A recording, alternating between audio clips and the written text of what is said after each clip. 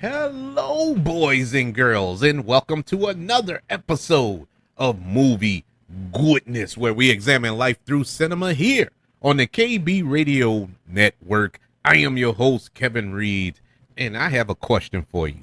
I want to know, where were you? Where were you the first weekend in May? Where were you when hip hop reminded everybody that it is the top genre of music? It has been the top genre of music for the past 40 plus years. It is such a joy in some sense that we got what we received this past weekend from fellow hip hop artists Kendrick Lamar and Drake. It was somewhat of a reawakening to the genre. I will say that, me personally, I had kind of stepped away from hip hop because hip hop has kind of become repetitive. It sounds the same. Every song sounds the same to me. I grew up in the era, and yes, I'm the old man screaming at the clouds thing. Yeah, but I grew up in an era.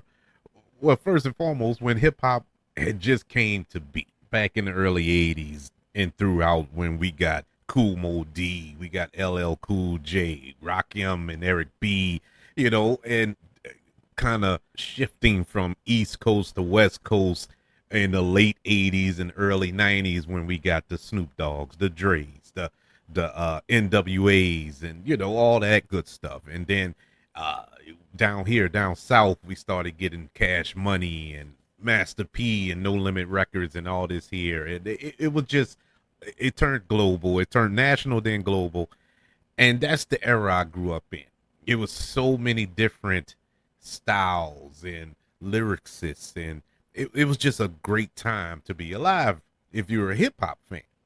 And now everything sounds the same to me. There's only a certain few that I really rock with, and I mean few. And coincidentally, all of them are involved with this few.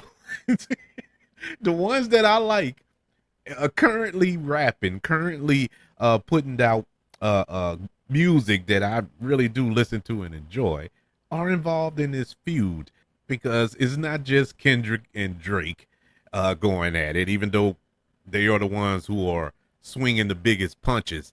There are more. You have J. Cole, who I'm a fan of. You also have Rick Ross. It was so many people that got lumped up in this feud. And it didn't just start this weekend or just past weekend. This started, I want to say, about maybe 6, 7, could be 8 months ago. But last week, both of these gentlemen woke up and decided, we're going at it. This is it. Today's the day. I got time today. And hip hop world, the culture, should I say, is better for it. I think we needed this. We needed this. I mean, everybody's talking about this. Everybody. This was this was on CNN. This was on 60 Minutes. Everybody was talking about this feud. It wasn't just relegated to here on this show or on the Breakfast Club or the hood shows.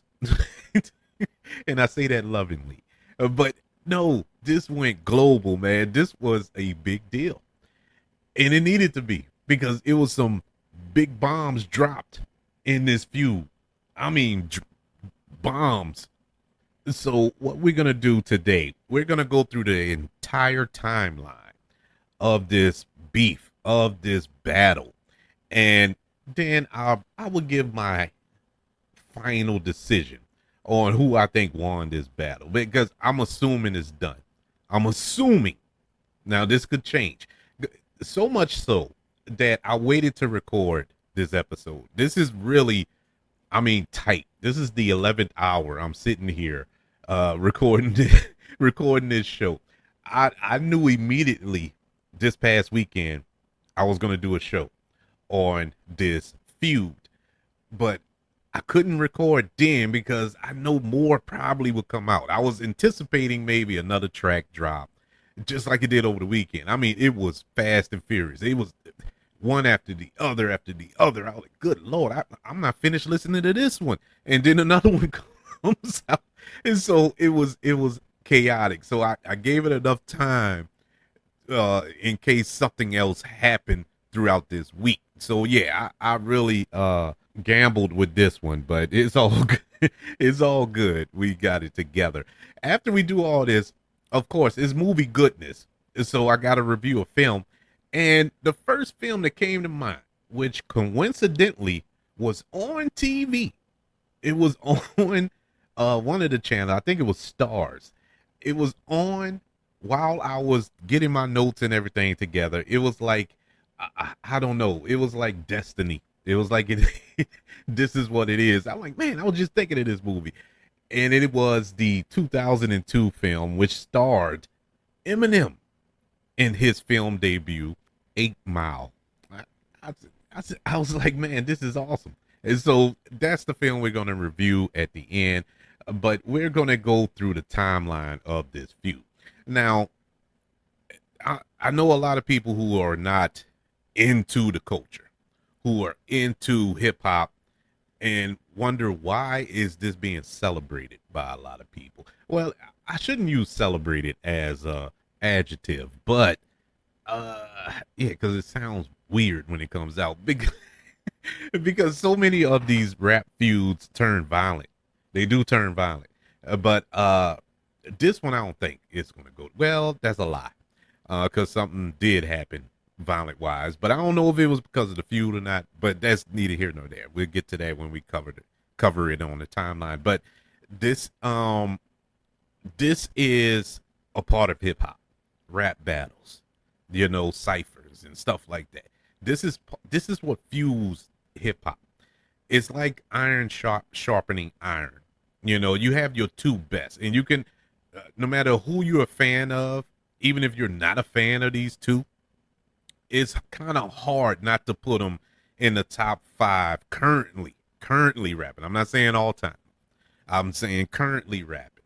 Kendrick Lamar and Drake are at the top. So it's only common sense or natural for two of the best to go at it. We watch sports.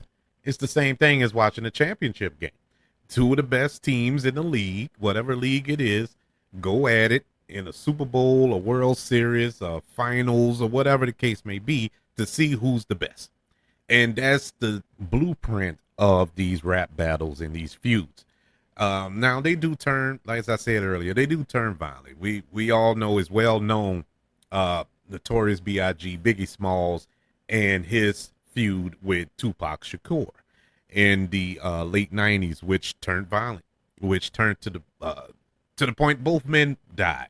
Now, was it a direct result of their feud? No, they didn't kill each other, but it was. You can make the argument their beef touched so many, and it just changed the world. It changed the course of their careers and lives, and at the end result, both men perished untimely, might I add. But around that time, that was a feud that was driving hip hop. That was what kept the genre in everybody's mind. It also fueled the East Coast versus West Coast feud, and that was all a part of it. And that lasted for years. It died down now. I don't think there's any coronation. Both everybody loves everybody pretty much now. Another notable feud, you had Jay-Z versus Nas, which was a big one around that time. I want to say early 2000s. And that was pretty big, because I remember having discussions with my cousins and nephews about that, because I was a big Jay-Z fan, and he was a Nas fan, and I was a fan of Nas, but I was just a bigger Jay-Z fan, and it was who won the feud, who got who worse. And at the time, bias, I was like, man, Jay-Z won. Jay-Z got him. And as I got older, as time kind of healed wounds or whatever the case may be, and I listened to Ether again with unbiased eyes or ears, I'm like, man, Nas got him, bro. Nas got him. It was but they cool now that they squashed the beef. But it was cool around that time, just for the debate factor. Um, Early on, like in the '80s, you had Cool Mo D versus LL Cool J, or was it Big Daddy King or whatever? I can't even remember now. Can't even remember which was which. Well, it don't matter. But it was just beef. It was just on. It stayed in the booth. It stayed in the recording studio. It wasn't anything like, oh, I'm gonna kill you and all this other stuff, like the Pac and Biggie thing. That got dirty, and I mean dirty, and personal, very personal, and that's what makes this K Dot and Drake feud very interesting, because this got personal. Man, this was some low blows. I was, it had me like uncomfortable listening to it. And they weren't even talking about me, but it had me like, man, man, I had to check myself. But they didn't, it wasn't always like this. This wasn't something that started from the beginning of their careers. Kendrick Lamar and Drake, they've appeared on each other's records before. It wasn't pure hate between these two. They started out collaborating. Drake featured Kendrick on the 2011 song Buried Alive on his album, on his second album, Take Care. It cool. And just after Drake released his first studio album at the time. And the very next year in 2012, Kendrick opened for Drake on his tour. But sometime after that, that's when things started to get a little rocky. I don't know what happened. But over the years, there've been subtle jabs. They've been taking jabs at each other. Nothing to the degree of a diss track per se. It'll just be like a bar in a random song that just a little subtle drab at them, but or at each other, I should say. And then last year, I want to say October, November, somewhere around there was a collaboration with Drake and J. Cole called First Person Shooter. And in the song, J. Cole called himself, Drake, and Kendrick the big three. The top three, in the rap game, so to speak. But Mr. Lamar did not subscribe to that. That wasn't shared by Kendrick Lamar. He was featured on Future and Metro Boomin song Like That, which was released in March of this year, saying there's no big three, it's just me. And so that seemed to have sparked what is now a massive feud that has been going back to back, and diss tracks being released by both Kendrick and Drake for the last couple of months, and especially over the past week. On April the 13th, Drake released Push Ups, a diss about Kendrick Lamar, in which he called him a pipsqueak and said that he wore a size 7 a size 7 men's shoe. He also said Kendrick isn't in the big three, listing other artists who are better than Kendrick Lamar, and referencing Kendrick Lamar's collaborations with Maroon 5 and Taylor Swift. Drake also took swipes at other artists like The Weeknd, who they used to work together at one point early on in The Weeknd's career. About a week later, Drake, he released a second diss track about Kendrick Lamar called Tailor Made, again poking fun at Kendrick Lamar's height, his talent, and closeness to Taylor Swift. Um, he alleged Kendrick Lamar had not released a diss track in response because he was allowing Taylor Swift to release her album at the time, which was on the same day that this diss track had been dropped by Drake. Drake does, however, praise Taylor Swift as the biggest gangster in the music game, and admits he also moved his album release date to allow hers to drop first. Taylor Made, however, featured an AI generated vocals from Tupac, who is Kendrick Lamar's favorite rapper, by the way. The estate of Tupac Shakur sent Drake a cease and desist. And so Drake removed the song from all of the streaming platforms after that cease and desist because he didn't want to get sued for using an AI version of Tupac Shakur's voice. And so, not to be outdone, on April the 30th, Kendrick Lamar he responded. And he responded to Drake's tracks with Euphoria. And I'll tell you the significance of that. Euphoria, you know the show on HBO with Zendaya and Sydney Sweetie and all them that's on that show. That show is executive produced by Aubrey Graham. Now, who is that? That's Drake. And so he released that diss track, Euphoria, and in it, he takes rootless, and I mean rootless jabs at Drake. Kendrick Lamar criticized Drake's parenting of his 7-year-old son Adonis.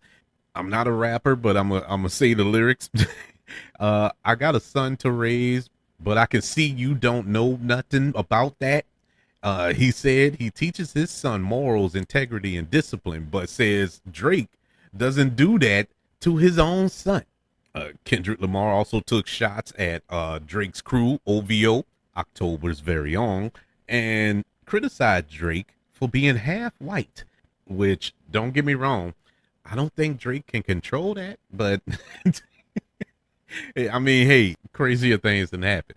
And so Kendrick's 616 to LA, he released that. Now, the reason that has significance, just the title of the song is a shot, because Drake is famously known for having songs with times in the title. He has 9 a.m. to 9 a.m. in Dallas, 4 p.m. in Calabasas, 6 p.m. in New York, and stuff like that. And so the song title is a direct reference to these Drake tracks, and it includes production by Jack Antonoff. And now, who is that? He's the same person who produced Tailor Made for Drake. So he is also a frequent collaborator of Taylor Smith, and produced the song that Kendrick Lamar appeared on Taylor Swift's album, Bad Blood. I think the name of that song. I think it's Bad Blood. Don't ask me how I know that, but it is what it is. And so Drake on May the 3rd, he dropped 616 in LA on social media. And in the song, he alleged people who work for OVO record label dislike Drake and may have secretly worked for him being Kendrick Lamar. And so not to be outdone, Drake dropped a song on that day as well. And he released Family Matters. And oh my God, that was about an 8-minute song. An 8-minute just brutal beating. And in this song, Drake, he alleged one of Kendrick's children with his girlfriend wasn't his. It was actually his manager's kid. And this is where it got, I was like, oh my God, they're really going there. They're these some low blows here. You bringing in children and all that. Now, granted, Kendrick did it first. Kendrick talked about his Drake's son first, but to throw out the allegation that this is not even your kid, and the baby's father is actually your manager, that's pretty whoa. He also alleged that Kendrick Lamar snitched on him to the Tupac estate about the use of the AI Tupac voice. And in another line in the track where he alleges that Kendrick Lamar pays for sex. But all of the vitriol wasn't pointed at Kendrick in that song. He also took a jab at The Weeknd again. He also went at Rick Ross, and he said that Rick Ross used Ozempic and it gave him the side effect of jealousy. I was like, man, Drake was on one last week, boy. I'm telling you, this was the greatest back and forth I've ever seen in hip hop. And quite honestly, at this point, I thought it was over. I thought it was done. I was like, man, Drake, he dropped the mic, man. He dropped the mic on that. That was nice. That was nice. But oh my God, I think that lasted for 10 minutes because about 10, 15 minutes later, Meet the Grams was dropped. Kendrick Lamar dropped Meet the Grams. And he raps about Drake's son saying, Dear Adonis, I'm sorry that man is your father. He gave Adonis advice in raps, and you nothing like him. You'll carry yourself as king. Can't understand me right now. Just play this when you're 18. Um, he also has verses that address Drake's mother and father. Yeah, it was nobody was safe. Dear Sandra, your son got some habits. I hope you don't undermine them.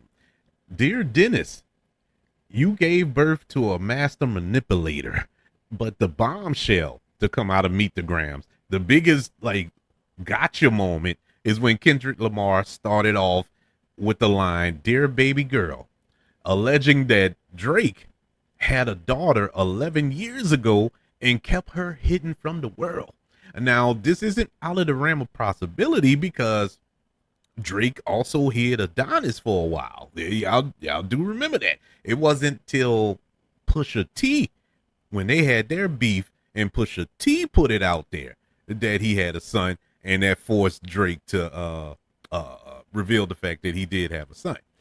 So this was kind of like, ooh. He gave the alleged daughter advice as well because he was in a charitable mood around that time, and he described Drake as a deadbeat dad who allegedly pays for sex. Now, Kendrick Lamar also has a verse in that song addressing Drake, alleging that he has a gambling and drinking problem, and says that he's only respond this way because Drake spoke on his family. You know, he crossed the line. But since we would cross that line, Kendrick stayed there and dropped yet another one. And this one here was the kill shot in my humble opinion. And I think this pretty much bodied Drake. And, the very next day, Kendrick Lamar dropped Not Like Us. Not Like Us was just brutal. That was a horror movie on wax. Kendrick Lamar made disturbing accusations about Drake, alleging he had inappropriate conduct with minors. He also made similar accusations about Drake's friends and continued to question Drake's talent. Now, Drake did deny these accusations as well as the accusations about his daughter. He said none of that's true, along with the drinking and the gambling accusations, but the pedophile stuff too. But he denied that. But he also responded. And this is what we were waiting on. The very next day, we were waiting on a response from Drake, and he gave it. I personally, before we get into it, I personally felt Drake should have just left it alone. Just let it go. You lost. Because that, I'm telling you, Not Like Us was a kill shot, man. Stop moving. Don't get up. Don't get up. It was over at that point. It's really nothing you could say. There's nothing you could say after this. But he tried. I give him that. Drake did respond, I should say, with The Heart Part 6. Now, that's significant because Kendrick Lamar has a track called The Heart Part 5. And in Drake's new track, he dropped on the 5th of May that features cover art that is a social media comment from Dave Free, who is the manager of Kendrick Lamar, and also the man Drake alleges is the actual father of one of Kendrick Lamar's children, with 2 heart emojis. In the song, Drake said the people Kendrick is getting his information about Drake are clowns, and that Drake's team planted false stories about the 11-year-old daughter to see if Kendrick Lamar would take the bait. He also directly addressed the accusations that he had appropriate conduct with minors. Uh, I've never been with no one underage, but now I understand why this the angle that you really mess with. Basically saying he would have been arrested if these accusations were true. And so that was the last track to drop involving this feud, at least as of today. As of May the 9th, that was the last track that was dropped. But just the other day, on May the 7th, days after Drake released The Heart Part 6, there was a shooting outside of his mansion in Toronto, which left a security guard injured. Now, currently, the police are investigating this shooting. They can't really speculate on if the shooting was motivated by this current feud that is taking place, but we can't say that it is one heck of a coincidence. But yes, as of now, that's everything up to date with this Drake versus Kendrick Lamar feud. And if it was to end right now, if this is it, I got to give the edge to K Dot. I got to give it to Kendrick Lamar. Kendrick Lamar, it was so strategic what he did in this feud. The way he dropped each of the tracks.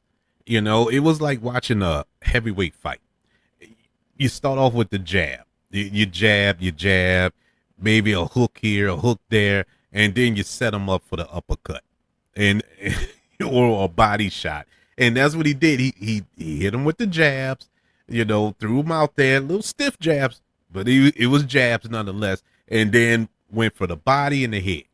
Actually, it was more body. I don't think he went for the head. Well, he did when look,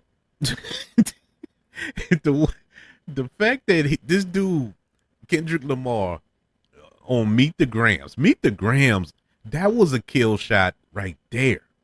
Now, Drake put up a heck of a fight. This was, at one point, I thought Drake won it, but somebody lost their mind and put Kendrick Lamar in front of a microphone again. And that was that. It was like, man, I'm not finished. I'm not done. And it just kept going. And it was like mercy. It had got to the point where Kendrick was like begging him to just stop, man. Just stay down, dude. You are the more you come at me, the more brutal these tracks are going to get, to the point where The Heart Part 6 was more of defending yourself. It wasn't a diss track more than it was defending yourself. And that's why I say Kendrick Lamar won this battle. And I liked The Heart Part 6. I liked every track that was dropped. But that was not a diss track. The Heart Part 6 was not a diss track. That was look, I ain't touched no little girls, no little boys, and all this here. I don't have no daughter and all that. All that. It was just defending yourself, and that's why I say I got to give the edge to Lamar. I got to do it. K Dot, you won that battle, man. That was brutal. That was brutal. A little note that I left out of this, because I just wanted to talk in that timeline about Drake and Kendrick, but J. Cole was involved in this as well. At one point, J. Cole released a diss track, and I don't think it was a day or two later, J. Cole came back and apologized to Kendrick Lamar, and and took the track down from streaming services, so you couldn't hear it no more. But he apologized and stepped away from it. He said, look, this ain't what I do, and whatever, and left it alone. I remember when that happened, and the community, the culture, went at J. Cole like he was wrong, like he shouldn't have did that. That man was smart. I bet you look back now and you're like, yeah, he knew what he knew he knew it wasn't going to turn out well, because Kendrick woke up one day and chose violence. He woke up one day and said, I'm going to murder a fool on his microphone. I'm going to teach y'all to keep my name out your mouth. I'm going to show y'all And today's the day, and he did it. I gotta say, but it was cool, man. It was a cool back and forth. It wasn't one sided at all. It wasn't one sided at all. I think a lot of punches. I don't see this mending no time soon. Because I mean, this got deeply personal, deeply kids, parents, ghost children, all that, baby mama dramas and all this other stuff. All that was thrown out there. Everybody's business is out there in the streets now. So I don't know if my bad dog is gonna cut it. It's gonna take some healing. It's gonna take some deep conversation from some counseling or something. I don't know, but I don't see these brothers mending this fence no time soon. I hope they do mend it. I'm not cheering a feud on it, but I'm just, too much was said. Too much was said in this feud. But that's my opinion about this heated rivalry between Kendrick Lamar and Drake. So, how do I transition into this film? Well, this was a rap battle of sorts. So, let's discuss a movie that is centered around rap battles, and that is the 2002 film starring Eminem in his feature film debut, also starring Mekhi Phifer, Kim Basinger, the late great Brittany Murphy, Michael Shannon, and Anthony Mackie in his feature film debut as well. The Curtis Hanson directed 8 Mile. And this was weird around 2002 because Curtis Hanson, who up to this point I never saw as and he's passed away, I want to say about 6-7 years ago, but I never saw him directing a film like this. This is the same man that directed The Hand That Rocks the Cradle and The River Wild and LA Confidential. And he's making this quote unquote hip hop movie. And I was a little thrown off by that. I was like, okay, let's see what we get. And then you have Eminem, who at this point never been in a movie before, didn't know he can act. Now, this is a film loosely, and I mean loosely, based on his upbringing in Detroit and how he became Eminem. So it wasn't much of a stretch for him, but I still don't know anything about his acting. How is this going to play out? Are we going to get a generic little hip hop film? The little cutesy, bubbly hip hop movies, that came out prior or during the East Coast versus West Coast little battles that was going on in the 90s. I was worried about that. I was legit worried about that, and I wasn't too excited for this movie when it was released back then. Now, I was pleasantly surprised when I saw it, but I was very, very skeptical. After viewing this movie, I 110% felt that this should have been an awards heavy film, a real Oscar contender of 2002. I thought it was that good. It's a very good movie. Does it hold up now? Because like I said, I watched it, was it yesterday, day before, whenever. I watched it and it's kind of dated, It's 22 years old. It feels like it's 22 years old in parts, but I still felt at the time that this was one of the best films to come out of that year. Very good movie. Curtis Hanson, the man is a very accomplished director, or I should say was, RIP. Very good direction here. He didn't cheapen anything. I really felt after watching this movie, like, man, he must really love hip hop.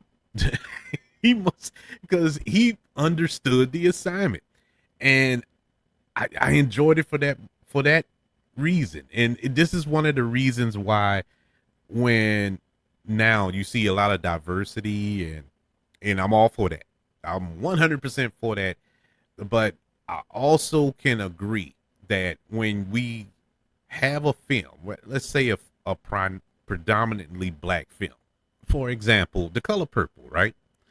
You used the Steven Spielberg Color Purple film that came out in the 80s and the recent Color Purple musical that came out last year. Two different films.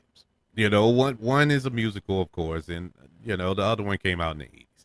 But I have a stronger connection as a black man. I have a stronger connection to the Steven Spielberg directed Color Purple than I do to the musical, which was directed by a black man. And I don't know why. I just connect to that one better because Steven Spielberg understood the assignment. And so it doesn't mean black filmmakers doesn't mean that you're going to get the black experience wholeheartedly there and vice versa. Now in some properties, yeah, I can't really picture a white director shooting Black Panther. I'm not saying it's not possible. I'm just saying I don't see it.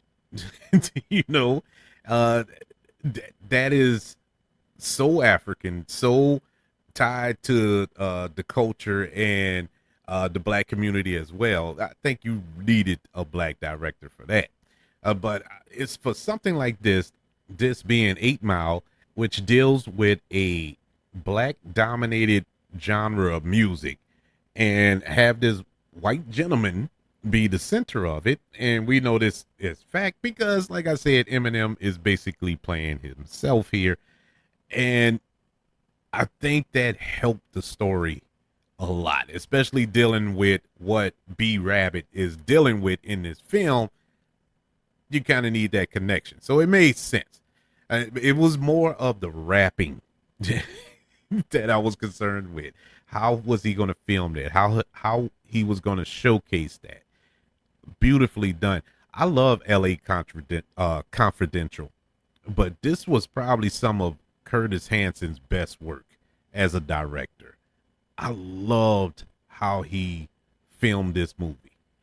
The acting here, starting with Eminem and his not directorial, but his feature film debut. And like I said, what, 2 or 3 times already, he's playing himself. But even with him playing himself, it's hard. It's hard to act. Acting is not easy.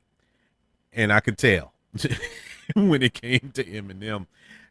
He did the best he could, but it was kind of stoic, very stiff throughout. He had some scenes in here, especially in the scenes where he had to rap and converse with his friends and stuff like that. He was good. He flowed well, but in other scenes, it just didn't really get there as far as his acting. I give him a little curve because it was his first film. I understand, so I'm not gonna nail him to the cross for that. But it wasn't the best.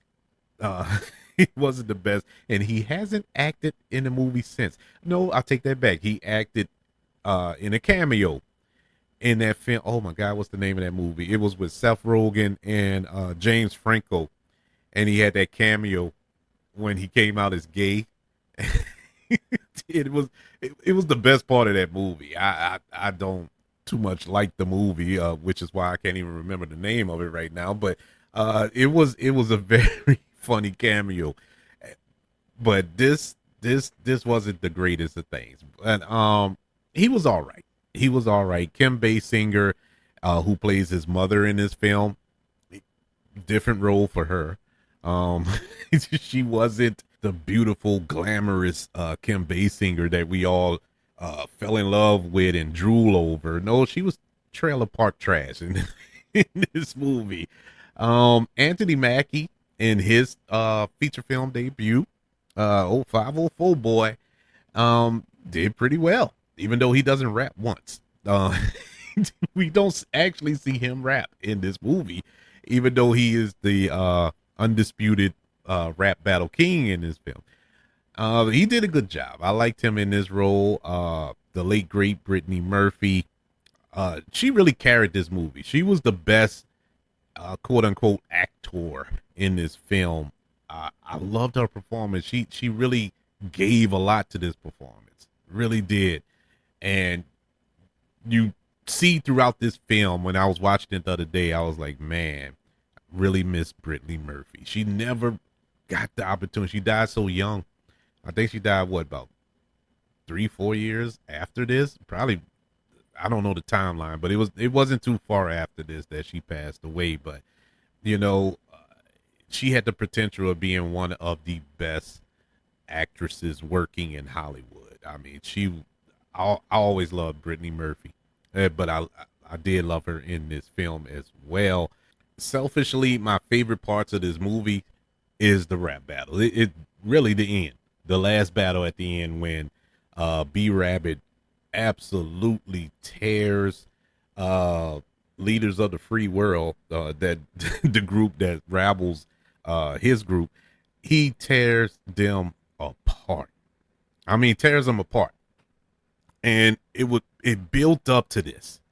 It was like watching Rocky. It's this movie has the same formula as Rocky. It has that same feel. At the end, you want to stand up and cheer because B Rabbit is like Rocky. He gets knocked down throughout the movie. Everything's just falling apart around him. You know, he's desperate for money. He's working extra shifts. Him and his mom don't get along. Him and his baby mom don't get along. His crew are a bunch of whatevers, and every time he gets on stage, he throws up, and he chokes and all this other stuff, and only for him to get on stage at that last battle and tears them apart. And to get to the very end, it was like a video game when you get to the final boss, the last boss on the last level. And before Anthony Mackie character can go in on B Rabbit, before he could tear him apart lyrically, he turned the table on him. He turned the table on him in such a cool way, and at the same time able to destroy him at the same simultaneously, was brilliant. And it was exciting to see, to the point where Anthony Mackie's character chokes as well. He chokes and Eminem wins the battle, whereas it was like David and Goliath. He slayed the beast. It was such a satisfying ending to this film. I mean, unexpectedly good. Unexpectedly good. Now, I do have some negatives. This wasn't a perfect movie. Like I said, the acting was a little stiff by Eminem, which was to be expected. And my biggest bugaboo was this movie it was long. This movie was a little too long. Just a little too long. It kind of dragged in the middle there at parts. I felt the story could have moved a little quicker there, but overall it was enjoyable to watch. Still is. If not for anything, for the rap battles. There, like I said to start off this review, it is dated. If it do feel early 2000s in a lot of ways, if you watch it now, but those rap battles stand the test of time. 8 Mile, released in 2002, starring Eminem, gets a letter grade of a B-. Really good movie. Really awesome movie. Very an inspiring movie, and has one of the greatest songs of all time that went on to win an Academy Award, people. Yes, 8 Mile is an Academy Award winning film. Lose Yourself by Eminem won Best Song at that year's Academy Awards, and it deserved it. Lose Yourself, I still bump that. That is that song gets me hyped. It motivates you. I love that song. Love that song. And it fit this movie perfectly. But yes, everybody, old K. Dot and Drake, man. I really do hope this the end. That was enough. That was enough from this beef, man. This was I don't know, man. This is a throwback beef. This really took me back when all of this was transpiring over the last few days. And when you really go back and see the genesis of it all, you're like, man, this been brewing. This been brewing for a minute, and it finally reached its peak. And I hope and pray this is the peak, because I don't want it to go any further and things get real. People start fighting, and God forbid, people start pulling out weapons and we all know the end result of that. We don't want another Biggie and Tupac. Let it be. The it's over. It's over. Whoever you thought won. It is no need to argue over it. If you felt Drake won, all right, that's fine. It's really at this point, you really can't get mad at anybody who differs from what you feel because they both threw their shots. I just feel, in my opinion, that Kendrick Lamar threw the heavier blows, man. It just felt very, very strategic the way he went at this battle. But I could be wrong, which is rare.